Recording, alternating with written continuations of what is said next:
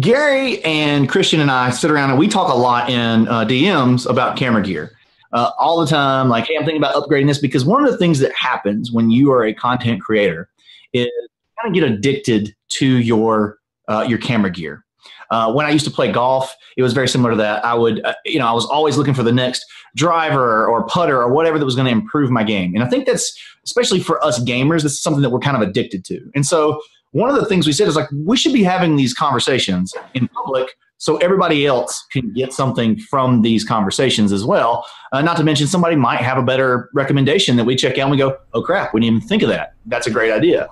And so as we work through this, we were like, where do we start if we want to start having these conversations? Because we could jump right into the deep end of the pool. I mean, we could go in and let Christian start breaking down codexes for you guys and like drivers, and it would be insane. We said, well, why don't we back it all the way to the beginning and start with something short and easily digestible? And because there's probably people who want to start out to begin with. And so we're going to start with a series of conversations, just like you're seeing, that are going to be tailored around starting out. You want to make video content. And then we're going to walk you through different budgets, different setups, depending on what your end result wants to be, because there's quite a few different things that you could do. Or if you want to do them all, maybe you're ambitious AF and you want to like go crazy with it, totally fine. But yeah, and then obviously have a place where we can field questions. I'm probably in the middle ground as far as like I used to do photography, so I know about cameras, but I don't enjoy the minutia of camera specs. That's what we've got Christian for. Christian, take it away. Yeah, so kind of what James was saying, I think that just something that I want to say to start off is that in terms of actual content creation, 90% of it is your actual content. It's going to be your storytelling. It's going to be how you convey what you're trying to say, and it's going to be all those things, and that's going to be way more important than the gear you're using. But that being said, I know that gear is something that can be really confusing, and there's just so many options and a lot of different voices saying different things. So we just kind of wanted to at least share what we've learned as content creators, and we've I think collectively we probably sunk several $1,000s into gear, and maybe a little more than that. So so we just wanted to kind of share a little bit about what we've learned and what we use and what we think would be best for someone who's looking to just kind of get into content creation. And Christian, what's some of your background in like video creation, stuff like that? Is it purely just this YouTube channel, like you just learned on the fly, or did you have any experience beforehand? So after college, I spent a couple years trying to pursue a career as a singer-songwriter, and that was my first foray into video production, just any sort of production in general, with audio, with video, and I had no idea what I was doing. I was learning everything on the fly, and at the end of those 2 years, I still had no idea what I was doing. So with this channel in particular, Take Your Chits, which is the channel that I run, that's kind of where I started to really get into video, do a lot of research, and it's really been just over the span of the duration of the channel running that I've really dived into it, and and sunk a lot of money in a very short period of time. All right, sweet. So let's talk about this first subject while I start catching up on things while I'm like doing all the setup. And guys, thank you for tuning into the channel, the live stream. By the way, I am Gary Pope. I'm from the YouTube channel Late to the Table. I guess my experience in all of this is just almost kind of just like learning on the fly, I guess is the best way to put it. Before I started doing my Late to the Table YouTube channel, for a full year, I actually had a Twitch channel, which is where I learned a whole bunch about live streaming. Actually, everything I'm using right now for this live stream is actually nothing I learned from that entire year. I've actually learned everything on this one from VMix in the past like 3 months. But anyways, that's basically all my background. So I'm actually very new to actually creating content from I guess you could say from a YouTube end in terms of like storytelling, editing, and all that other stuff. But yeah, that's basically what I have and what I know. So let's go ahead and start with this first topic. let's because we're going over what beginners are going to need for this. In this first episode, what we're going to really touch on mostly, and we're going to actually be doing more stuff in the future down the line, is specifically gear. In the future, we'll be talking about I guess you could say why you should be creating content, some tips on like what you should be doing in your videos and stuff like that. And also we're going to be going over like more advanced things down the line. But this very first one, we just purely want to talk about like beginners, like literally 101, like day one, what do you need? And we're going to be kind of going over like budget options, like medium size options, and we even have like a baller, like if you're just like, okay, like I want to make like my YouTube channel as legit as possible outside the gate, then we're going to be going over that as well. So first off, we're going to be talking about budget. Budget gear. So how about James first? How about you start us off with some Sure. really cheap things that you can use, that you could probably just start off with if you want to. Let's say you want to start off with a setup that's like less than $50, maybe even nothing. Sure. So I think where everyone should start before you buy anything, because the biggest thing is it kind of goes back to what Christian said, that content is key and is the king of what you're doing. So you better actually make sure that you enjoy the process of making content, because it can quickly weigh you down. And so I would recommend everyone start with their phone. Like everybody has a phone, everybody has a camera. You can record off of that 100%.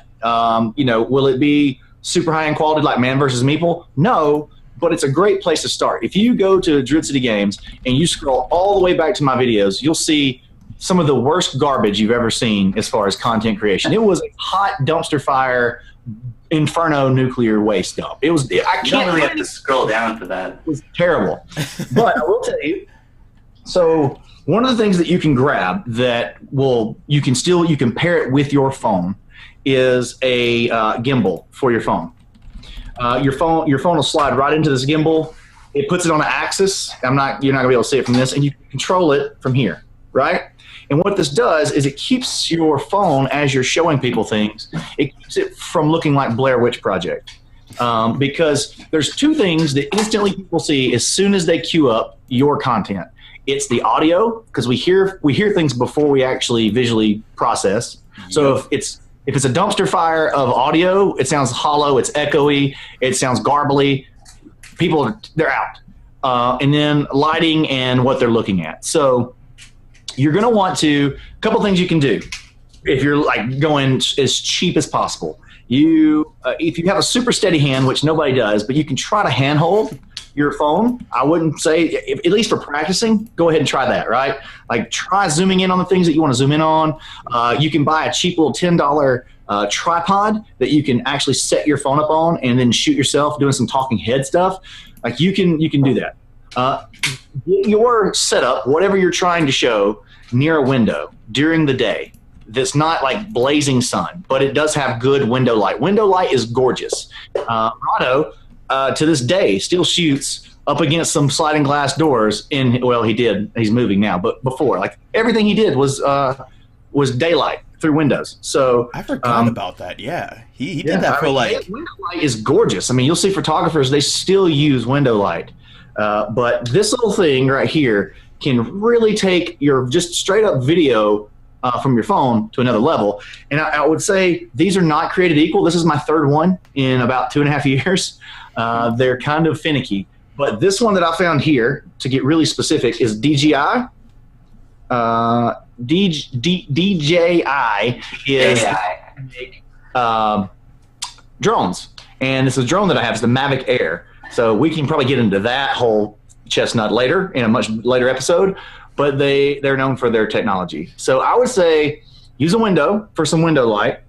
Use your phone because the audio is going to be pretty decent. The microphone's going to be pretty close to your face as you're talking, so you can't really don't be outside where it's windy and things like that, because that's going to make it sound terrible. And then start practicing editing, because the way that you edit on the back end, and you can get free. You can use iMovie if you've got an iMac. Like I don't really know Windows. Maybe one of you guys can speak to those machines, but you can find some things there that you can just work through the process with minimal amount of money. Yeah, I totally agree. I think someone mentioned it in the chat, and it's something that I wanted to mention as well. But Danny and Derek, if you don't know, they're a review channel. I believe they're Board Game Breakfast contributors as well, and they do a really great job. And their stuff is 100% shot on a phone. I believe they're on an iPhone 7, and so it just kind of goes to show that it's really not about the gear, especially for content. It's about how you use what you have. So if you know how to use your phone to its maximum capabilities, you understand its limitations, and you work around those things, then you can really get a lot done and make really high quality content. I believe they even edit on their phone as well. So not just shooting, but they actually edit all of their content on their phone, which is crazy. Mad props to them. And just a quick shout out to them. They're running a pod pledge right now so they can upgrade their gear. And I think while their stuff is great on their iPhone, they definitely deserve better gear than that. Nah, they're fine. They're fine where they're at. Just keep them where they're at. I also wanted to show a cool little rig that you can get for really cheap for your phone if you want. So James, with the gimbal, that's going to be give you really steady shots if you're doing like vlogging type stuff where you're walking around doing daily vlogs and stuff like that, kind of what James does. But if you're doing like talking head stuff or you want to bring stuff around to conventions or board game nights, then something like this, you can buy this like little phone mount here, and so I can just show you what that looks like. This phone mount here is going to cost something like, I don't know, like $10 on Amazon, and you can mount your phone like this, and this Gorilla Pod down here, like $20 maybe on Amazon, and it's really flexible. You can like loop it around things and like set it up however you want. Really flexible solution, and if you want, you can even vlog with it, right? You can do one of these, and something like this. This is going to be really cheap, but it's gonna get you off the ground and get you started. Yeah, and just to like reiterate on that, I usually whenever people ask questions about what kind of gear they need to have, and whenever I say phone, like I even go ahead and stress, like if your phone is something as old as I'd say 2015, you're like, phones older than that can definitely still work, but phones 2015 above are like way more than what you need, and you'd be surprised at the quality of video that you can make out of those phones. Yeah. I mean, like agree.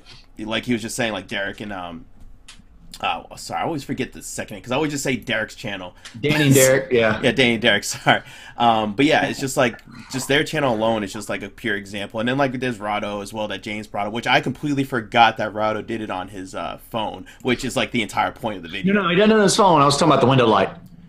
Oh, the window light. But didn't he do it on his phone for like the first like 5-6 years at least minimum? Yeah. Wouldn't even surprise me if he still does it. But, one of the biggest things is that's hard to get on audio. Like you need a real camera with that actual mic input so that you can start to get real microphones. And so that'll be one of the biggest things that moving to any sort of standard setup, at that point you can start doing either a lav mic or some sort. I use a shotgun mic just because I like Gary and Christian were saying, I do a lot of vlogging. But to your point, Gary, there's still on my vlog, I have multiple cameras, but I typically use my Canon 80D for vlogging because it's lighter. I have a 6D and a 5D that are heavier and more advanced, but I still use this the most. And I still use my phone to grab a lot of footage when I don't have this with me that I want to include on the vlog. And a lot of times, depending on how the phone is set up, if I've got it like propped up and I'm just recording some sort of landscape, most time you can't even tell when I'm putting the edits and it cuts to my phone's footage. You don't even know. Oh, I didn't even know you did that, to be honest. So, yeah, there you go. Didn't even know this. Yeah, exactly. So I think stepping up from the phone a little bit, though, I think what James has right there, the 80D, that's a great option for kind of like a budget but next step type camera. The 80D is a great one. It's a little bit old now, but, I mean, it just kind of speaks to how good of a camera it is because it's old, but it's still a really good, viable option. I actually would recommend a camera called the Canon SL2. Now that's a new camera that Canon released, like I would say 6 months ago, 4 to 6 months ago, and it is incredibly cheap. I believe it's $600 for the body and the lens that comes with it.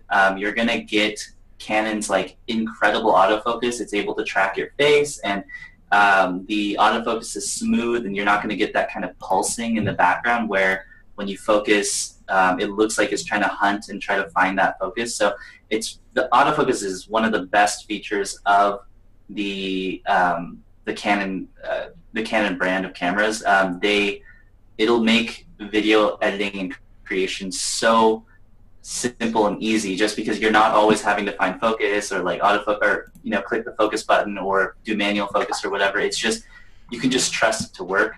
It also has a flip out screen, so you can kind of see yourself as you're filming, which is really helpful in terms of being able to frame yourself in your shot, so you don't have to put it on the tripod, go back around to see how the frame looks, go back, and then it saves a lot of time. And not only that, but it's also extremely light. It's probably the lightest DSLR on the market right now that has this set of features. And so if you're wanting to handhold and do like some like handheld vlogging stuff, kind of like James does, then this option is fantastic. And I highly recommend that setup specifically. Canon has great color science as well. So if you don't want to do a lot of fancy like color grading and editing, then you can pretty much use the footage as is right out of camera, and you're going to get a great shot. Oh yeah, and that's 100% right. And just to real quick, people, we're also going to be doing a really quick live Q&A at the very end of this, so be sure to post your questions in the chat as we're going along, and I'll go ahead and try to hunt them down. And I'm actually probably going to have to stand up and walk away for a second while these guys talk a little bit more. But before I do that, I'm going to go over a couple other things. Another cheap option, which we didn't exactly go over, was your lighting. James did say your outdoor lighting, which is free, but also getting softbox lights is actually ridiculously cheap. You could go on Amazon to find softbox lights for like $30 if I'm not mistaken, and you usually get like 2 of them. You can get like a set of 2 for like $60. Yeah, exactly. Oh yeah, here's the here's one of them right here, and yeah, you can just go ahead and get that and that's like really, I wouldn't say it's basically all you need, because you have your light in front of you. You could probably have a fill light, which the light in front of you is the what's that light called, Christian? Key light. Key light. Thank you. And then the fill light is the hair light, if I'm not mistaken, correct? Typically, you want your key, and we can do a quick little demo here, but I've actually got a key light on me right here. You can see my hands lit up. Just about a foot there, I have a key light right there, and then I'm actually using my window light for my fill light. I actually just got the window curtain open just enough, because too much floods out your key. So you want some contrast across your face. And then I actually have another light over here behind me that's actually lighting up my bookshelf behind me. So I definitely want to say, kind of combine all those things into one conversation. The things in your background matter. Like, so if you like go stand in front of a wall that's super boring, your content's going to look super boring. So trying to look at the whole frame. Like when I set this up, I looked at everything that was in the frame. And is there anything that looks weird? Do I have any trash in the background? Do I have an unopened box in the background? There's little things that you can make sure. Now, sometimes you're just going to jump on your phone and you're walking around. You can't control it. But for like something like this, or like you're recording a piece of content that you plan on putting out into the multiverse, then you should have, I've been watching a lot of Flash lately.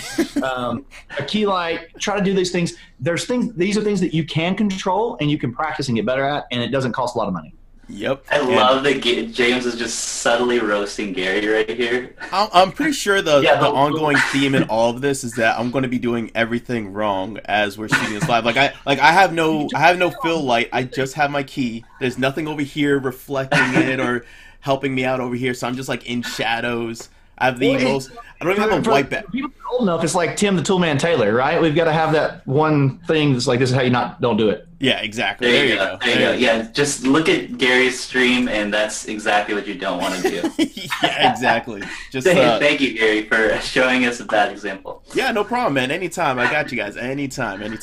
But I just want to mention also, there's like just a quick tip. One of the easiest ways that you can just kind of up the quality of your video is to get really close to your camera, I mean, within reason, and also have a lot of separation from your background here. So the distance here should be a lot closer than the distance from like here all the way back there. So, and what that's going to do is it's going to put you in focus and add a little bit of background blur to you, and that's gonna give you that kind of cinematic look a little bit more than if you were right up against, like, say, a beige wall, for instance. Yeah, and also to even jump on that a little bit more, usually when you're using cameras, just like we were suggesting before, like DSLRs and stuff like that, mirrorless or what have you, the difference between those and also if you're using something like if I could get this in camera without dropping everything, if you could use like a camcorder, which is just like the stereotypical thing you'd see like a soccer mom at a soccer game using to show off their kids' games and stuff. If you actually have a camcorder, and if you actually do exactly what Christian said, where you get closer to the camcorder, you actually can still create that effect that more expensive cameras can do more easier. But it's just that it's a little bit hard because you have to have a bigger room in order to accomplish something like that. Yeah. But it is possible. I'm actually shooting on a camcorder on this. This is the Canon G40. Yeah, exactly. Yeah, and thanks for sharing, James. Yeah. and hey guys, so is there any other thing that we should probably talk about in terms of basic gear around $200 to $500 before we start talking into maybe like a baller setup or something like that, and then start doing questions? I would definitely say the camcorder. I know we just barely touched on that. It's a great setup because it's way more plug and play. You can really just plug in and get after it, and they're great for overheads. They don't have a lot of the limitations that a DSLR does as far as so for this, my DSLRs, Canon's cut off in 15 minutes. So like a lot of times if you're filming, that's a really bad situation if you're in the middle of saying something or you had the perfect take, or if you're live streaming. So like this camera can actually, we're live streaming with it because it has clean HDMI, which means it doesn't put the screen functions on the output. And then also it's light. And so I use this almost for all of my overhead shots. I think I saw a question pop up, which I'm sure we'll get back to, but what do you use? I use a C-stand. And a C-stand is one of those big metal 3-prong situations you put sandbags on. It goes up and has an arm that comes over, and then you can mount your camera to it, which you need that separation so that you can have your table and your game below you without the stand being in the shot from your straight on. Well, overhead, like that's a long arm and a lot of sandbags, and a really heavy camera on the end of that pole makes it have bounce. Every time there's any movement in the room, your floor moves a little bit, whatever, you're going to get bounce. And so a camcorder, this is what I use for my overhead shots. It has a really good zoom range, so you can really get in nice and tight. You can get it really up high, so it's out of the main camera's frame. Camcorders are really versatile, and I think you can get a really pretty good one for $400 to $500. And I would say that, and then you obviously have a place that you can actually mount in some real audio to. So I would say that's probably maybe even before a DSLR, because there's a big learning curve to DSLRs. This you just turn on and point it in the place you want it to go. Yeah, I can honestly say that I wasn't comfortable with, before I actually run off and grab something I need to get, I can say I honestly wasn't comfortable with using my DSLR in like a way where, I guess the best way to put it is that I wasn't 100% comfortable that the thing I just shot would actually be good. And what I mean good, because one thing that's a learning curve with DSLRs is just focus. And focus is a huge thing. You may look at your screen and look at everything. It's like, oh, this looks like it's in focus. Bring it on a computer, just looks like garbage. So that's a huge learning curve. I can say honestly, I think it took me about at least 3 months until then. After 3 months, I was like, I'm 100% confident that what I'm shooting right now is in focus and it's remaining in focus, and I'm not making a bunch of like videos and stuff like that that's just nothing I'm just going to have to throw away. But so yeah, it is a huge learning curve, and like he said, camcorders are literally plug and play. You turn on, you hit record, and if it's in frame, you got it. But guys, I'm going to be right back real quick. I just need to grab something so we can be good for the live chat. If you want, you guys can go ahead and start talking about like baller setups. I guess that's these setups where it's $1,000 and over. Yeah, before we get to that, I want to touch on something that Rodney's kind of spamming in the chat. He's saying, get a remote, and that is so true. That's something that, so a lot of these like newer cameras, they'll come with an app, and you can use that to kind of wirelessly connect to your camera, and then you can see your frame, and then you can kind of tap to focus, and it'll grab focus for you. But another thing that you can yeah, I see you, Rodney. The other thing that you can do, and this is something that I used for a really long time, is you can actually buy like a $10 to $15 or $20 remote that will just hook directly into your camera, and it'll give you like a little remote control that you can use to just half press the shutter, and it'll grab focus. And It is so convenient because, you know, whenever I'm talking, especially someone like me who uses jump cuts, right before I say something, I just like make sure I click it and then get focused, and then I start recording, and then, you know, I'm good to go at that point. But it's like just $15 or so on Amazon, and it's like the easiest, probably the best like quality of life improvement you can make if you're shooting and your camera doesn't have great autofocus. So if you already have a DSLR and you're like, man, the autofocus is terrible and such a pain, get a remote. It's a game changer.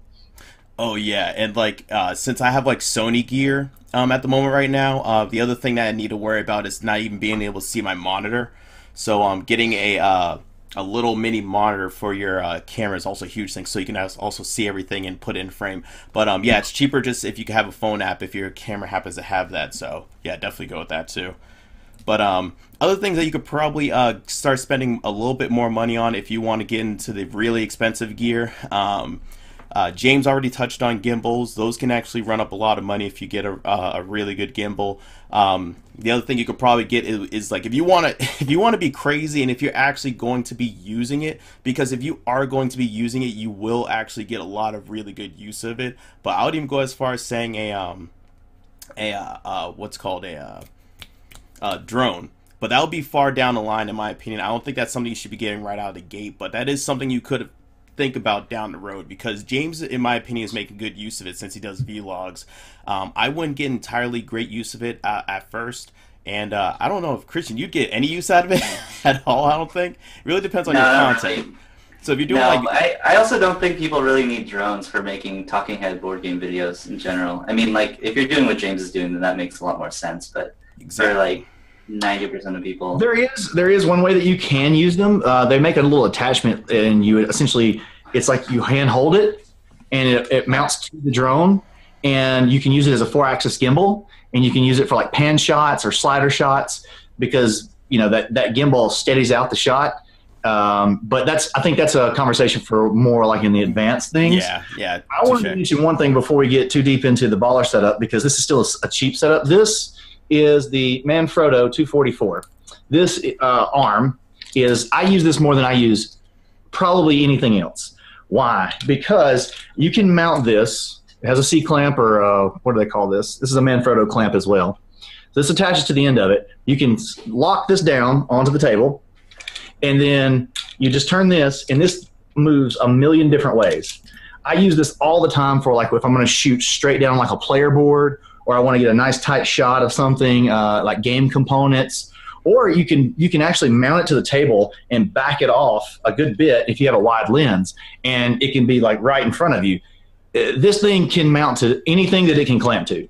And so I think this is going to cost I think it's about $40 for the arm, and the clamps maybe 30. So for about $70, you can get something that you can mount this to any standard camera mount, which is going to be pretty much anything, because you could even get your phone and it have a holder that you can clamp onto this, and you'll be able to. I use this all the time. So yeah. I actually have a couple of magic arms as well. I think they're called magic arms, like that's what they're called, and they are. I don't have the Manfrotto ones. That one looks like it's quite long, but I have one that's about 12 inches long, and I have 2 of them actually mounted to my tripod here. One to hold my microphone, which I'm talking to right here. The other one to hold my monitor so I can see myself a little bit better. Yeah, so it looks just like that. It's a little bit shorter than that, but you can get a pretty decent quality one for about $40. Not quite as versatile or as long as the Manfrotto one, but it'll definitely do the job. That's what I'm using, and it's such a convenient little accessory to have that just if you have kind of like a semi-permanent setup, then it's going to come in really handy. Yeah, I have like something that's similar to that for when I have overhead shots on videos, and that's just set up in my dining room. It's not exactly one of the arm ones, but it's just one that attaches to the ceiling. You literally just drill it in. So like Chris was saying, if it's more of a little bit of a permanent setup. But I have something like that. Actually, here it is right now. Actually, I can go ahead and show it. And it runs me about $37. And a great thing about it is that it can hold, I wouldn't say it can hold just about anything, but it can surprisingly hold a lot of weight for its size. I've gotten camcorders up there, I've gotten actually lights up there, so they're actually pretty good in order to use to mount things up to your ceiling. I'm actually moving to a new place in another 3-4 weeks, And my entire setup in that new place is that I'm going to have my entire studio literally in my bedroom. And what I'm going to be doing is I'm actually going to be attaching these to the ceiling and then running my lights on the ceiling so that it's just always set up. It's literally, I just walk in my room. If I want to do a video, I just turn a switch and I'll be able to go ahead and start recording in the corner of my room. So but yeah, so they're very good things if you want to have something like that's versatile and you could put it away and it's not in the way of everything, and they're very good. So yeah, definitely get the arm ones and then ceiling ones as well. What's up, James? So the only thing that I want to add to that is you can buy knockoffs and cheaper stuff. I will tell you that I have a drawer full of knockoff stuff. When it comes to photography gear, I would rather you save your pennies and get a Manfrotto than to get a knockoff. Yeah. Because as someone who has wasted thousands of dollars on knockoff stuff thinking, well, I'll just get this cheap thing. It's like, it's really gambling. You can, I would say pennies and get the better gear, because I've bought tons of cheap tripods and they all break. They all break 100%. But I've still got Manfrotto, my very first Manfrotto tripod that I bought, and it still works like a charm. That was like 7 or 8 years ago. So I would say save your pennies and get the better stuff. Oh, thanks for pointing that out. I just haven't had a bad experience yet, so that's my whole take on it. But if you have stories, and that's very good that you're putting that out there, because that could save a lot of people a lot of money. Because there's like a whole bunch of things that I've saved a ton of money on, like recording gear and like we were talking about before. This, like, even getting our cameras to show up on the computer, like, just you probably just want to spend the money half the time when it comes to things like that. Okay, guys. So what do you guys want to do next? I think what we probably should start up on is start doing live Q&A questions. So if people have any questions, feel free to post them in the chat. I'm going to be pulling them up as we go along. But wait, first before we do that, can I just I just want to touch on 2 things. One is audio and the other is lighting, just very quickly. Yeah, go for it.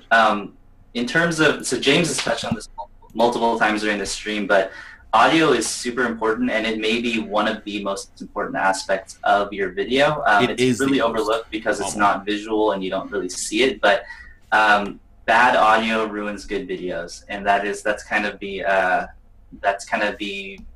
my mantra to some degree. And a good audio doesn't have to be expensive, especially kind of for what we do. We're not doing like cinematic videos with on location and stuff generally.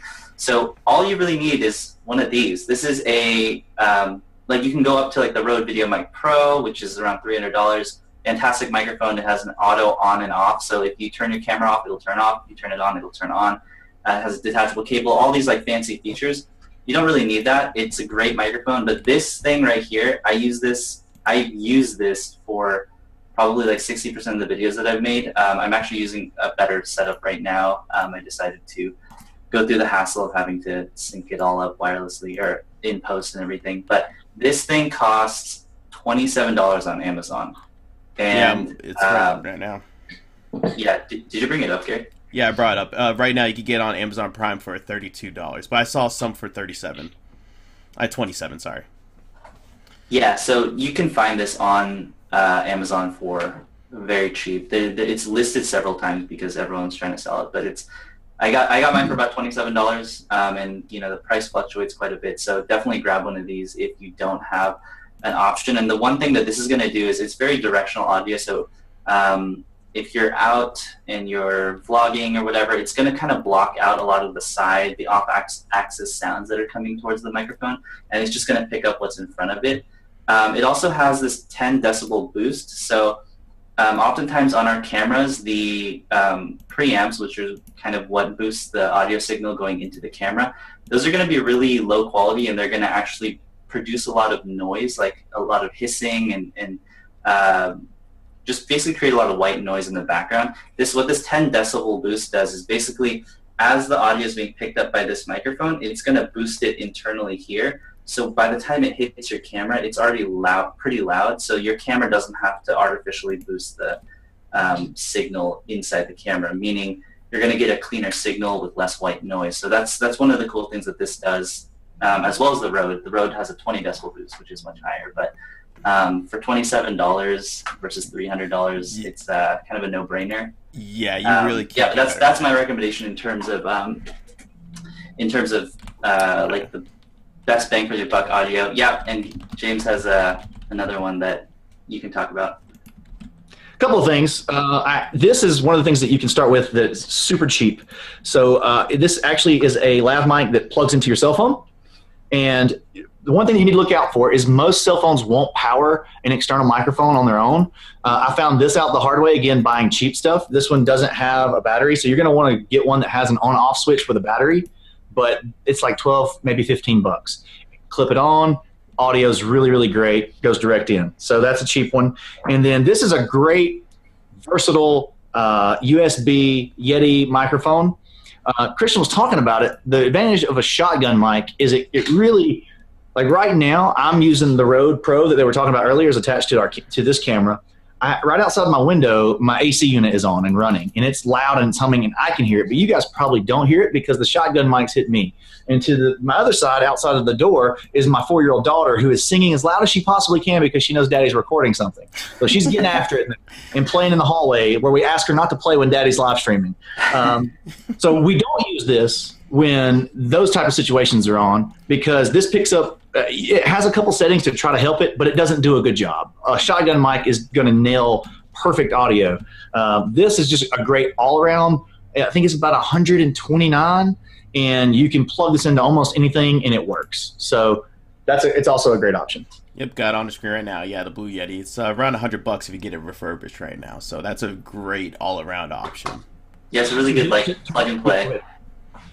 No, I was just going to say it's a good plug-and-play option. It just plugs directly into a USB port and then just records through any free recording software on your computer. You are going to have to take the audio and the video and sync it in when you're editing, but it's a minor inconvenience for a lot of high-quality audio. I'm seeing Carol say that she doesn't like the Blue Yeti and she likes field recorders better.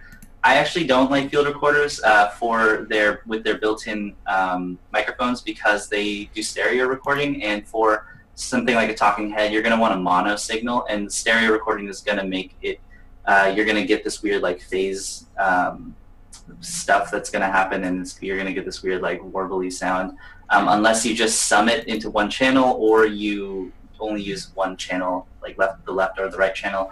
And at that point, sorry, I'm getting a little nerdy on you guys, but at that point, also the capsules on those built-in recorders are very small. The Blue Yeti is going to have probably like a 1-inch capsule in there that's gonna get a better spectrum of sound. But one thing external recorders are good for is oftentimes they have XLR mic inputs, which means that you can use like a really high-end professional condenser microphone and plug it into that external recorder. So in that case, I totally agree with Carol in that that is a far better solution if you're gonna go that route. Yeah, and just also point out that like Blue Yetis are so good. Blue Yetis are so good in industry standard at this point that I would not be shocked if 80% of podcasts are on a Blue Yeti. That number would not shock me at all. So whenever you hear a podcast, you just hear how clean and crisp it sounds. Just almost assume it's on a Blue Yeti because it's almost industry standard at this point. Anything else you guys want to touch on before we go on to the live Q&A? I think lastly, Christian was talking about lighting, and lighting is super, super important. You guys can just like Google 3 light setup, and you'll see key light, fill light, and then sometimes a reflector light, or if there's background lighting or something like that. But if you can working on that key and fill light, and then the background. So like one of the things that Christian does a great job on his background, you guys take a look, is he's using angles to make an interesting background. I see a lot of people that will just get right in front of a flat wall, so everything behind them is just super bland. Gary! Yeah. He's also got something in the background lit. He's got a little orange and teal. That is an actual setup that is really popular with all the vloggers, but all of that makes for a very interesting background that makes you want to, you get sucked into his videos. Mine's a little busy back there, but that's just because I got a lot of games. I'm working on that. I'm going to make it fancy like Christian's. You've been challenging me to play my games instead of be a curator. So we're working on it. Yeah, well, not only that, I don't know if we're going to make this official, if we're officially going to do it, but me and Christian were talking about this last night. We were thinking that we should do a phone challenge where we all Yes. record something on our phones and we try to Yes. see, like, just to prove it, like 100% everything's done from a phone, and just to prove to people, like, oh, can you actually still make good content on your phone? And Yeah. Yeah. like we were saying before, content. I'm gonna do it. I'm actually gonna do it. So Okay. All right. Well, well, your gear should not be a limiting factor in creating content. Like, honestly, I have nice gear because I'm impulsive and have absolutely no self-control, but honestly, you can make great content with your iPhone or your Samsung Galaxy or whatever. So I promise you, in the next month, I will make a video just using my phone. yeah. Do it. Actually, let's. Yeah. We were thinking about making this interesting. I think we might even we'll make an official announcement. Don't take this as an official announcement yet, but we're thinking about making it into a contest. So, like, you guys out there, try making a video with just your phone as well, and we'll probably like do like hashtag like board game phone challenge or something like that. I'll think of a prize. I'm like moving in like 3 weeks. I'm actually trying to get rid of a bunch of stuff, so we could probably find something to whip up together to make this interesting. I'm not sending you a prize, Christian, if you win or something. Screw that. All right. All right, so watch me just like crash and burn. Wait, hold on. Before we go on, I just want to Yeah. talk about lighting just a little bit. I'm actually using one of those $30 softbox lights right in my background here.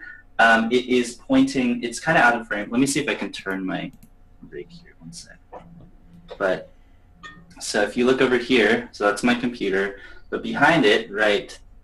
This is backwards. Right there, that is a $30 softbox light that you can get from Amazon. I actually bought a different bulb for it. You can just type an LED bulb. I wanted a different color temperature. It was a little bit too blue, so I went kind of a lower color temperature to get it to kind of match everything. But that thing is pointed to my game collection so that it's not just getting that yellow light from this light right here. I also have this on because it adds a little bit of ambiance. It's not really doing much for the lighting itself, but what this does is basically it provides motivation for the lighting setup here. So that's also one of the reasons why this big light right here is pointed this way rather than this way, because I have these lights right here. I also have the window right here. So if the light was coming this way, it wouldn't make sense to the mind. So you kind of have to think about that as well if you're doing artificial lighting, like what is natural and what in your environment motivates the lighting setup that you have. James is saying like there's good 3-light setups. That's totally true. One thing I will say is like in a lot of usually like standard 3-point lighting setups, there's a key light, a less intense fill light just to kind of fill in a little bit of the dark shadows. You also are going to get a hair light to kind of give you separation from your background. But I really recommend not using a hair light because it can work in some cases, but the reason I don't recommend using a hair light is because it's good for like portrait photography, but it's not really natural when it comes to video, especially if you're going to be moving around a little bit. Like a hair light, it's not very cinematic. It looks very like I'm going to Yen Louis and getting like a family portrait when we're, and so don't do a hair light. That's my recommendation. Other people may disagree, but that's what I think. Also, if you get a really big diffuser, like I have a 36-inch octabox right here connected to this really nice light here, and that is very wide, so I don't actually have a fill light here. And when I'm facing the camera like this light is so big that it kind of wraps around, and so it's just kind of a natural looking light. I'm sure with a fill it would look a little bit better, but it kind of does the job on its own. One tiny little thing I'll go on about the hair light thing. There in my situation, I actually have to use a hair light, and this is actually a very specific situation. So if you happen to catch yourself in the exact same situation, this is a perfect time to have a hair light.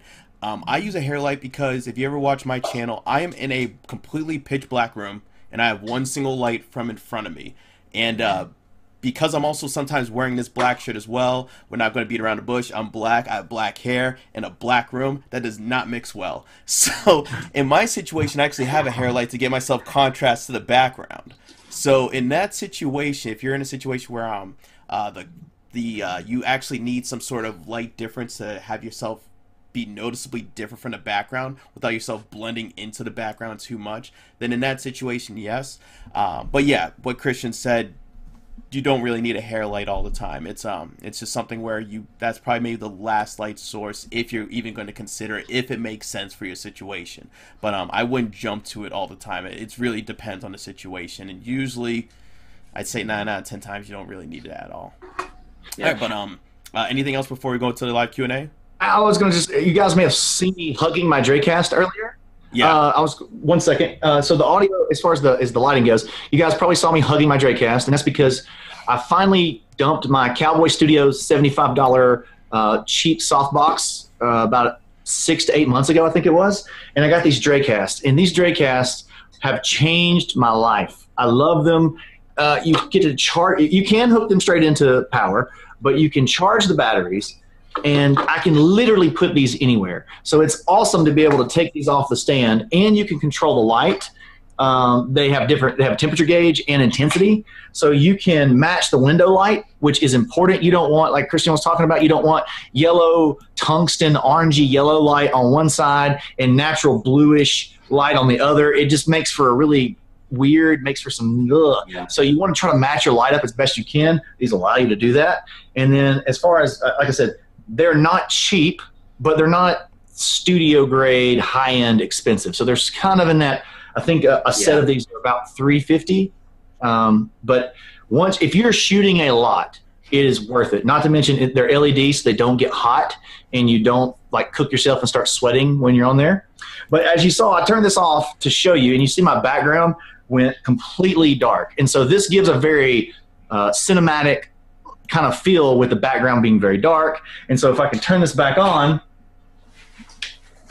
and light that background back up again, now it's back to more of a nice talking head. So it just depends on the feel. There's one's not better than the other. They're just different and depends on the feel that you're going for. Good lighting gives you a lot of options. All right, perfect. Okay, so the first question that we're going to do in this live Q&A, actually, we're going to get to this one in a second that we're asked about the other day. But first question that I see in the chat that we did not happen to talk about while going over things is where'd it go? Oh, okay. Netter's Place. Hey, Netter. So what we're going to be talking about is how often do you produce videos? How much time do you spend editing versus filming? How much experience did you have before making game content?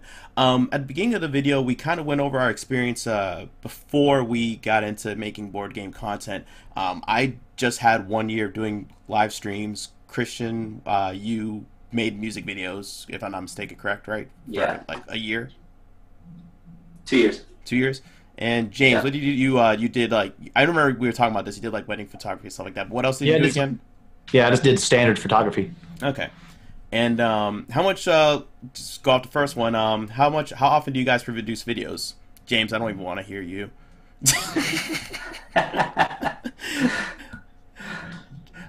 James is like, that's fine. It's pretty much always. I'm always recording something. I have a whole bank of stuff that is recorded and filmed that I just need to edit. But it really, because it depends on if we're doing paid work versus non-paid work. Sometimes if you're just doing it for the love of doing it, I would just say only do it when you're motivated and you've got that inspiration. Because one thing that will happen very quickly, the first 2 or 3, you're so full of energy. You're like, yes, this is awesome. I'm doing the things. Oh my God. And you're doing it. I got another idea. And then quickly you put these like this just anxiety on yourself to pump out content. Like, I have to give my viewers, and man, it will eat at you quickly and you will burn out like Thanos. Boom, you're done. 50% of everybody. No. And so you got to just be careful not to because nobody cares, man. Just make good stuff that you're passionate about. When you start putting all this pressure on yourself to pump out content, it only just weighs you down. So I would say it just depends on your setup and your goals, and just do what allows you to still be really creative. I think James answered that kind of perfectly. I mean, I'll just go into saying, like, in my situation, when I am actually producing content on my channel, I'm doing 1 video a week.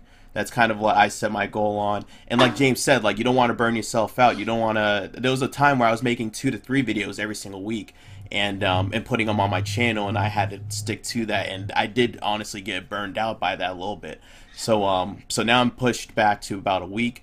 Even though if you see my channel, you haven't seen actually almost barely any content over the past 2-3 months. It's coming out soon. It's just that I've actually been doing a lot of other projects, and technically, while I haven't put videos up there, I have been making 2 videos roughly every week for the past, I'd say about 4 to 6 months or so. And Christian, yourself?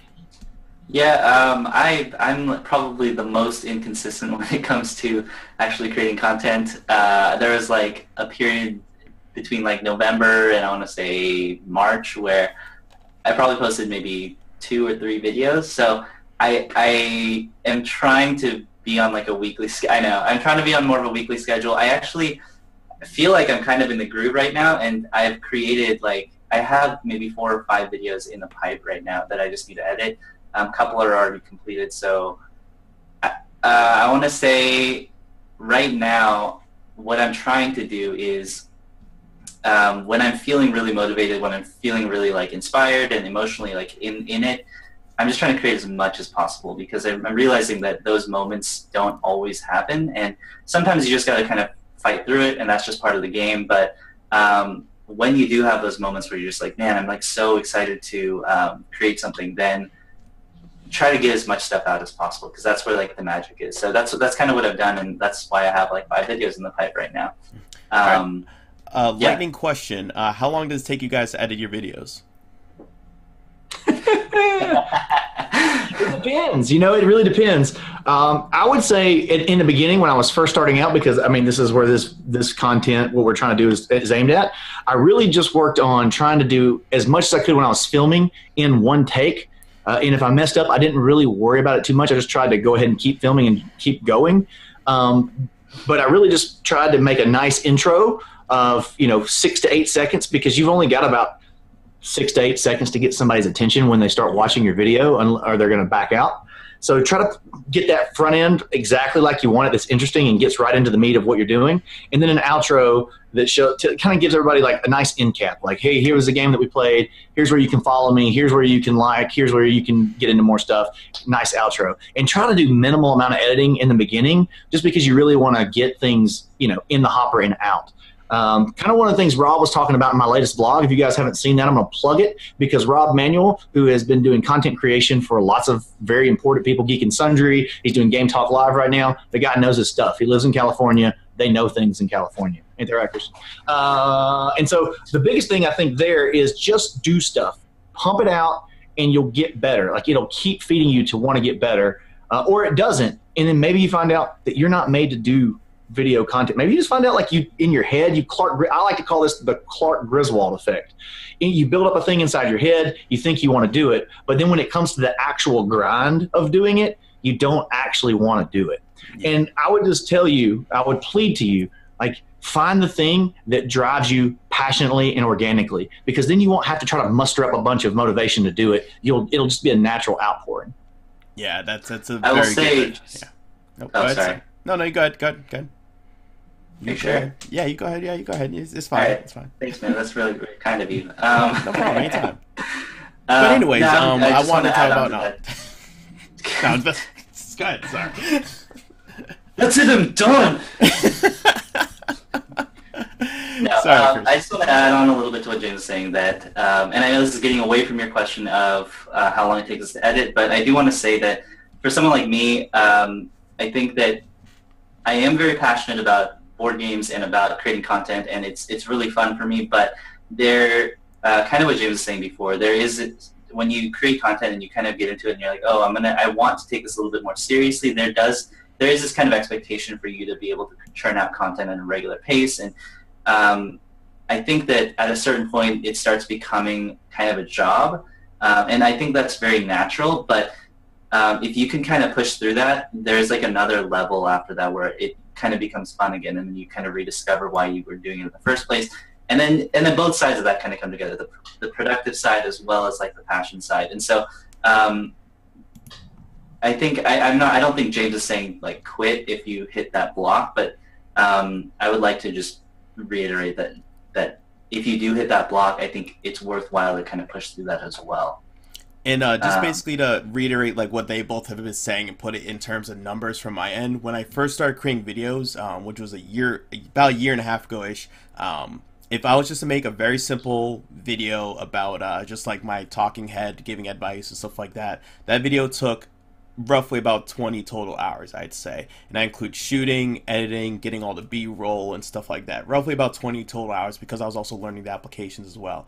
Nowadays, if I was to wake up tomorrow and want to shoot a video for a board game breakfast with editing of getting people's slides and me recording my script and everything like that, I could probably do it in under 2 to 3 hours total of everything. Even from like waking up and getting my clothes on and getting in a shower, like including that as well. So it's like when Christian was mentioning that you got to get over that hump of learning things, that really is like, because there's a point where you get into a groove, you have all of your things set up, you know how to do everything. If you're like, oh, I need this slide, I can do this, I can do that, you just really get into the groove of it. And then after a while, I'm not going to say it doesn't feel like work, because it's still editing. I don't know that many people that thoroughly enjoy the whole aspect of editing, but once you get to a point, you actually get it, and it's just, there's a point where it just almost feels cool, like you're working on it, just like, oh man, this is gonna be sweet, I can't wait till I can throw this online, it's gonna be awesome. Yeah. So there is like really like a point where that starts happening. It's great, but at first it is kind of work because you are really trying to learn how to do things. Okay, so I know what they're saying. Oh yeah. Oh, sorry. No, go for it. Go for it. Okay, yes, kind of what Gary was saying. Like when I first started editing these videos for Take Your Chits, it literally took me probably like 40 hours for one video. I was learning software, I was learning how to shoot videos, I was learning how to light, I was learning about how to edit audio and all that stuff. And it takes a really long time, like just the whole process, probably 40 hours for one video, and that's not an exaggeration. And every video kind of took that long, and I would get up from work on a video and stay up probably to like 2 a.m. just like figuring stuff out, experimenting, reshooting, like editing, and it took forever. And now it's to a point where if I wanted to, I could crank out a video, just the editing portion within probably an hour, maybe an hour and a half, depending on how long I shot for. I think my board game fatigue video that I had, I literally edited that in 20 minutes, which is a record for me, and I'll probably never hit that again. But I mean, like, when I was on and like I knew all my keyboard shortcuts and the shooting went really smoothly, I can just and then get it out pretty fast now. But it's one of those things where what Gary was saying, it's editing is not that enjoyable when you're first doing it, but now like I'm super excited to get into editing. I actually don't like shooting a lot. Like I don't look forward to shooting. I'd rather edit than shoot now. Well, so it's one of those things called film to edit, right? So like when you're filming, you're already thinking about how you want to edit those shots together to make that in production. And I think once things start to click, you almost have to mess up a while though to be able to do that.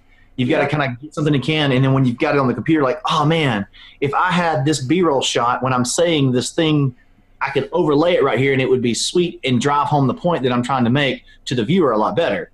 Well, you'll take that and you'll either reshoot or you'll start to, those things will start to kind of play into how you lay things out. I see Jimmy's talking in the chat about the length. You know, how quickly do we want to kind of content that goes out, 15 minutes, 10 minutes. Well, there's so many games coming out. If you're a board game reviewer, like you want those things to be short and compact so that we can all get through more content. With that said, we've talked a long time, and the battery on my camera's about to die. Okay. Oh no. Okay, so let's do lightning round. Lightning rounds. Okay, we'll burn through as many as we can. Okay, first question. Next question. How do you guys know what lens to choose from before buying? Do you just try them in the store? How do you know the right mm and f number for your current situations? Me personally, the lower the the f-stop that I can go, the better.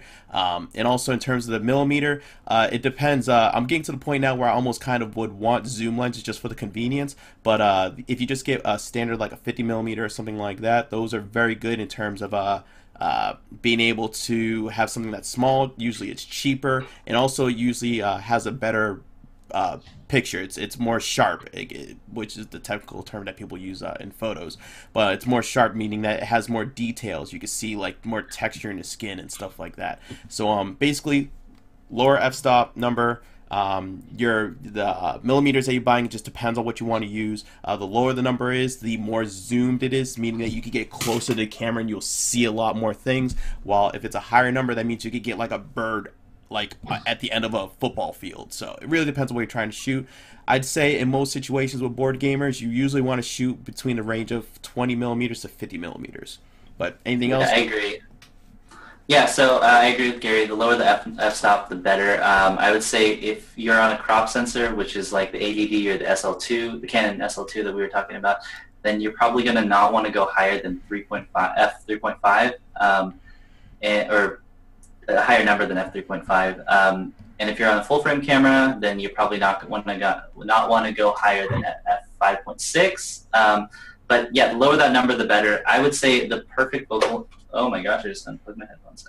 I'd say the perfect focal length for cameras is probably in the 28 to 35 range. 20, if you're going to do handheld, 24 is probably the best focal length, or lower even. And that's full frame equivalent. So if you're on a crop sensor like an Canon ADD, then you have to kind of do the math on that. I think it's times 1.6, whatever the lens focal length is. But yeah, 35 is probably my favorite focal length for portraits and for yeah, stuff like this. So okay. Barlens.com. You can actually rent lenses for a pretty cheap amount of money and try them out. Yes. So if there's like a really expensive one that you want to try out, I used to do that all the time in photography, especially if I had a gig that I needed a really good lens for. I would just rent it. Yep, so I just borrowed a $2,200 lens, and it cost me $120 to have it for about 10 days. Did a wedding shoot, did a couple videos and everything like that. Great idea. Next question. Do you have any advice about recording with a green screen? Real quick. I know personally with recording with a green screen, it's annoying. You got to get lighting on it, and you have to have the lighting equal. So you have to have the green screen one color, essentially. I mean one shade of green as close as possible. That's where you're going to get the best results. The second that you have like a spot of here, like it's all white green, and then over here it's like a shadow of green, that's when you're going to start having problems with the green screen messing up. And so the better lighting you can get on that green screen, the better, and the easier make it for yourself. Also put distance between yourself and the green screen. The more distance and the better equal light that is, the better it's going to be to do that in post production. Anything else you guys want to touch up on that before the next question? I don't do any kind of keying or anything like that, so I can't really chime in. But I do know that, like with the camera I have, the Panasonic GH5, it has really high bit depth, which allows it to have a wider range of colors, and that's part of the reason why the quality of the video is so high. So like it works really well with green screening. So I've heard, because you're not getting that like heavy gradation between the different if you have shadow on the green screen. So that's something to consider too. Just better camera. Hey, how are we looking on time, James? We got to cut it at this point, or can we do like a couple? I did promise my daughter Sunday afternoon at the playground, so we still need to wrap this up. We're at an hour. I don't think anybody wants to watch much more of this. I do see a question I think is really, really important and it's probably a good one for us to end on. Okay. Video editing software. And so I can start off with, I did everything from the beginning in iMovie. iMovie, that comes free with your Mac if you have a Mac. Is a very capable editing software, especially to learn with. It's very intuitive. I have since then upgraded to Final Cut Pro just because it gives you way more options, especially with my vlog and some of the other things that I'm doing as far as editing wise. I like to be able to have more flexibility. I know, Christian, you use a different setup. I do, yeah. So I use real quick, Carol, if you look for a local camera shop, and they should rent lenses to you as well. It's just a physical brick and mortar.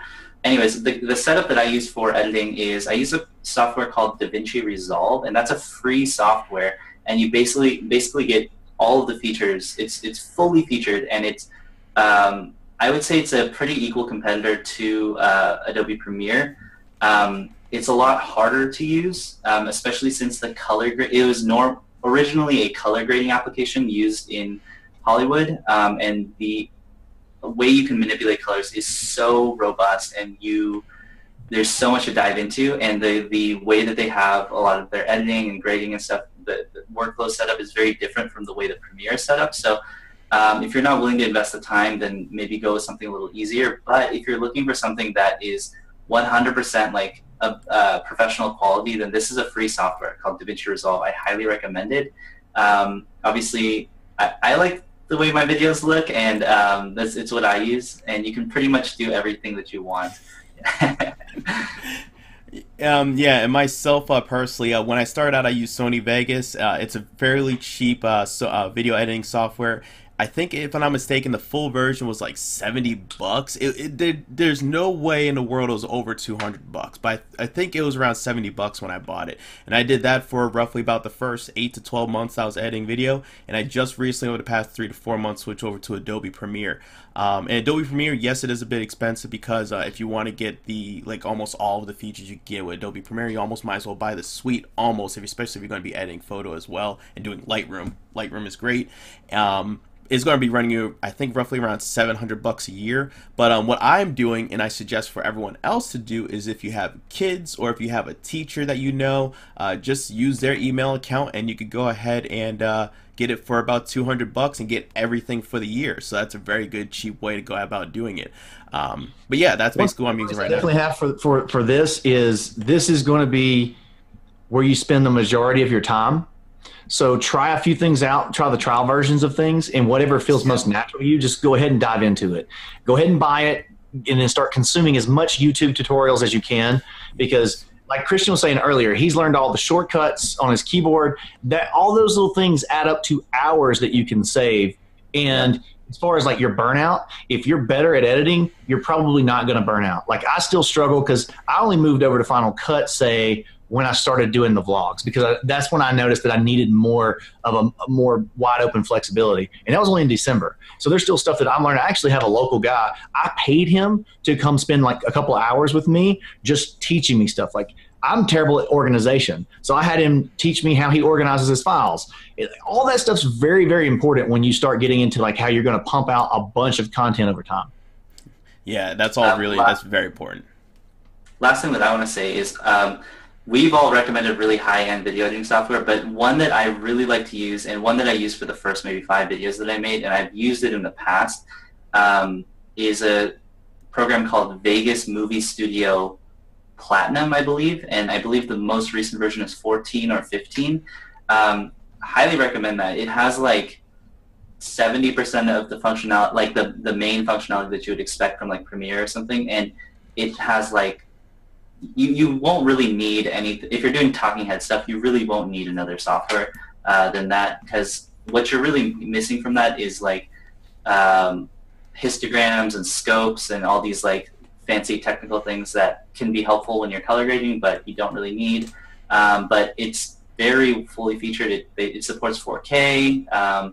If you want to try it out, they have a 30-day trial that is fully featured. It doesn't like put a watermark on it or anything, so just download it for 30 days and try it out and see what you think of it. But I really like that one. I would say one of the big advantages of going to Premiere or Final Cut, they're kind of the two mainstays, is there's way more tutorials online that you can find specific to those pieces of software. So if you choose either one of those, you're going to have access to a lot of free education. And obviously the quality of a tutorial is based off who's making it, but I still, even from crappy ones, I still learn little tricks here and there that I'm like, oh, I didn't know I could do a speed ramp that way in Final Cut. If you don't know what a speed ramp is, that's totally fine, because you don't need that in making most of the stuff. But a lot of those tutorials can really help you, and both of those are going to have the most content. Okay. Yeah. All right, so let's go ahead and start wrapping this up. What we're going to do is we're going to end on, I guess each of us are going to do a little final statement and I guess do a pitch of like where you can find us and stuff like that. I'll go ahead and start this off first, and we'll end it with the better people at ending stuff off at this. So you could go ahead. I'm Gary Pope from Late to the Table. You can go ahead and find me on Late to the Table on YouTube and also on Twitter, official LTTT. There's 3 T's in there. And what I'd like to tell you guys before we go is that definitely just keep going, just keep trying out, and just get that first step out there. Even just getting something on your phone and recording something and then just editing on your phone is just like all you really need to do is start it off. And if you just start doing something where it's like, let's say if you just do something every week, even if you don't put it out there, as long as you record and you're getting in your mindset to getting used to doing those things, it just rolls off and it's just so easy after a while. So just be consistent, just keep doing things consistently, and it'll just pay off over time. It's just that's really one of the basic things you could do to get started. How about we do James next. Sure. So two things I would like to mention is any of the content that you consume, like it. Click that like button. It 100% helps the content creator that they see that there's feedback in what they're making, which is very important to feed our souls when we're making these things. And it helps the algorithms on the YouTube side on stuff that they present. Subscribe to their channel if you've watched more than a couple things. I know for a long time, I watched all of Rado's stuff. I still love watching Rado. And I never liked any of the videos because I was just watching the video. So like it, subscribe. It helps everybody's numbers. Second, is I'm going to quote Rob Manuel in the challenge that he even gave me, which is one of the things that helped me spur on even this conversation, is to fail for 100 days. So while we've even been doing this first episode, whatever you want to call this, of this content, I already have like 20 ideas to make this better for the next one. And I'm sure Christian and Gary do too. And so one of the things that the whole point of that video from Rob in failing for 100 days is to like turn down the monkey in your head that's constantly saying you're not good enough, you're an imposter, you shouldn't be doing this, and just make content, because over the course of that 100 days you will become much, much better and you will learn. And so you can find all of my stuff at Druid City Games, whether that's on YouTube, which what you're watching right now, or all the other social things. Druid City Games. All right, Christian, you go ahead and end this off. I just want to say, I think Gary and James kind of covered it pretty well. I just want to say that if you're ever feeling like you're not as good as someone else, or you're feeling like, hey, like I don't have a personality to be on camera, or I'm not interesting, or I don't know what kind of content I'm going to be doing, why would people watch me? I don't have the skills to produce content. Like, just bury those thoughts, because that could not be further from the truth. Every person, every human being on the planet is unique, right? And I truly believe that. And that's the reason why, like, Gary has friends, James has friends, I have friends. We all have friends. We know people, and we love people. And it's because everyone is unique. They all have a different story to tell, and they all have something to bring to the table. And so if you have those thoughts, bury them and just do it, because I think every single person has something about them that is kind of like an unfair advantage, if you will. They have a talent, or they have a skill. Maybe some people are really good at going really technical and analyzing things in a deep level. Maybe some people have sick editing chops. Maybe some people are really personable or have the gift of gab like James does. But whatever it is, like, you want to double down on that. Like, forget all, like, maybe you're not like James. Maybe you, like me, I'm not really good at talking naturally. James is super good. He can go off the cuff. But I have to really, like, write down everything I'm going to say. And so for all my videos, I outline everything really thoroughly. But, like, don't worry about your weaknesses. Just double down on your strengths and try to portray that as much as possible when you're making content. So, yeah, that's kind of what I wanted to say. Just, if you have any doubts, don't have them. It's not about the gear. It's not about trying to be like other people. And it's not a competition. I think that's really important. A lot of times we tend to look at other channels, say, oh my gosh, they're doing so well, or, you know, like, why can't I do that? Or oh, I'm better than them, but they're doing better than I am. Like, those are all lies, and you shouldn't believe it. We are all in this together, and there's more than enough attention to go around. And yeah, that's what I'm going to say. My name is Christian Kang. I run a channel called Take Your Chits on YouTube. And I think that's it. Yeah. Peace.